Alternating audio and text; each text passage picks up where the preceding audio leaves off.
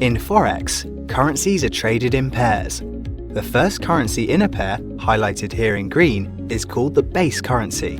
The second currency in a pair, highlighted here in orange, is called the quote currency.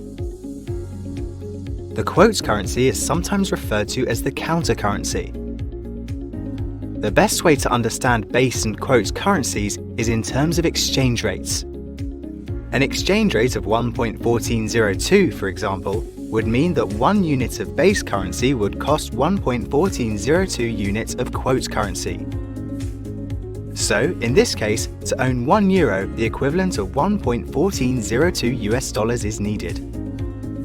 And that's that. Check out the next video for a more in-depth look at major currency pairs.